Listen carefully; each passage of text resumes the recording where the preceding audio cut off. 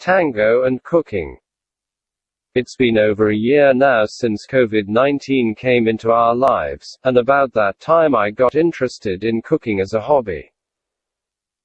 I find something most important both for a cook preparing a recipe and a milonguero learning tango. For both it is essential to master the ingredients. A good chef knows very well all about the ingredients of the recipe and how to combine them in the best way. Likewise, it's important for any milonguero to know very well the ingredients of tango. My cognitive tango system CTS is exactly about that. Learning the tango ingredients and the proper ways to combine them.